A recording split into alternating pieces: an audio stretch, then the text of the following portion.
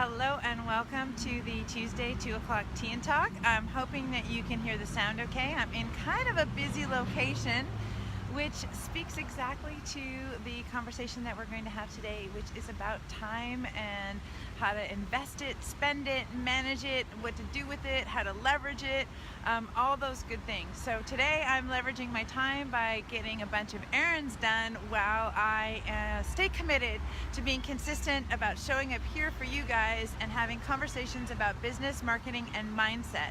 So I'm Aura McKay, and I am a business coach and lifestyle strategist, and creative entrepreneurs predominantly hire me to help them bridge that gap between their creativity, their skills, their geniuses, and making money by running a profitable business.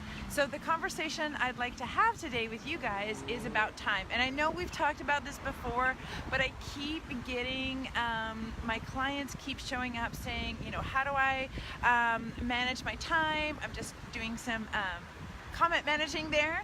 Like, how do I manage my time? How do I invest my time? How do I track my time?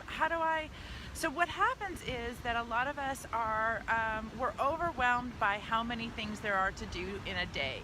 And the interesting thing about time and money is that time and money are both an investment from us into our business.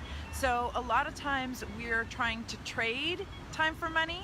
A lot of times we have the same thoughts and belief systems about money that we do about time. So for example, a lot of my clients say, I don't have enough time, I am always working, I am not able to create harmony between my life and my business. So for them, time becomes this like burly bear that they have to wrestle to the ground. And the perception is that they don't have any of it, or that they never have enough of it. And that happens a lot for entrepreneurs around money as well, that we have this feeling or perception that we don't have enough, that there's this constant struggle and overwhelm with it. So when we look at those two things, one of the number one things that you can do to help you figure out how to manage time, how to leverage it, how to make a better investment of it, is to measure it. So yes, I'm talking about tracking your time. The idea that we can base business decisions on how we feel is awesome, and it's one of the privileges of being self-employed and being an entrepreneur. However, we're making a business decision. We want to be a little bit more intentional about it. We want to look at what is the truth? How much time am I actually spending on things? So for a lot of my photography clients, what happens is that we might track the time to do the actual job. Like, okay, it's a 2-hour shoot, and then I'm going to spend a couple of hours in post-production, and so it's going to be about 4 hours for this particular client. So the idea is that you have this perception that a client photo shoot only takes 4 hours, and you can forget about the time it takes to have the initial sales consultation, to create the estimate, to follow up, to do the location scout, to connect and find out what the selects are, to communicate with your post-production team, to make the delivery, to package it up, to send the invoice. And really it ends up being a 6-hour time investment or an 8-hour time investment. So the number one thing that you can do is to start tracking your time effectively. And guys, there are a bazillion tools and apps out there.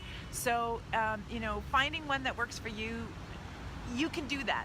What I found was that using these time tracker tools like Asana and Trello, and great tools, but for me, I spent more time trying to figure them out and fill in the lines and create a system and understand how they worked, that they weren't actually effective for me. And what did work, and what still does work, is simply using my calendar. So whether you're on Google Calendar or iCal or something out, simply using that calendar to be able to track my time. So to really write down how much time am I spending in writing emails? How much time am I spending in Facebook researching other marketing opportunities? How much time am I spending on my 2 o'clock tea and talks? Is it just the 15 or 20 minutes that I'm live online, or am I spending more time creating the concepts and doing the follow-up and figuring out how to download this content and leverage it for YouTube or my blog?